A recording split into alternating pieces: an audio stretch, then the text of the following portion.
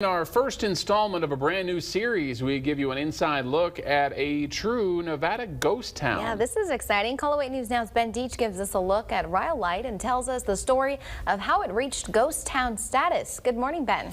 Good morning, Dave and Shannon. We call this segment Silver State Sights with the goal of showing you fun places to check out all over Nevada. And the first place we went has been a ghost town for over a century.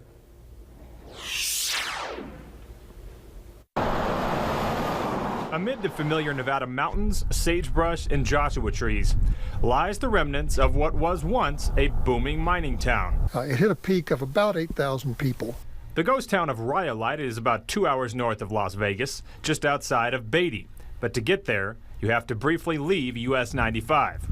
Rhyolite, like so many towns here in Nevada, was built for gold mining. Gold was discovered here in August of 1904, and the town got started in 1905. But it didn't last very long. Richard Stevens is a board member of the Goldwell Open Air Museum in Rhyolite. He says he's amazed by how many people lived in the town and how quickly they left. The biggest one closed down. It was obvious the gold was running out, and people started leaving, and by the next year it was down to 200. Well, the gold rush that everyone talks about was in 1849, hence the 49ers. But kind of a second gold rush took place in Nevada around the turn of the 20th century. Rhyolite is one of the towns that came as a result of that. There isn't a lot left of Rhyolite. The jail is still partially intact, as is the bank, which has a vault inside you can walk in. Part of the general store still stands, as does a bottle house, which was restored in 2005. There's also a railroad depot that's been well preserved, but is fenced off. When you get into Rhyolite, you will notice something that is clearly not part of a ghost town. A collection of white statues that were put there back in the 1980s, but were intended to go somewhere else. Albert Schukowski, an artist from Belgium, had the idea of doing the Last Supper in Death Valley.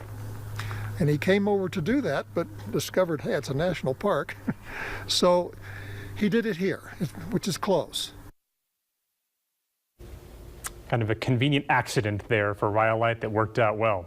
Well, coming up on future editions of this segment, I also intend to profile places like Red Rock Canyon, the loneliest road in America, even down to the Hoover Dam.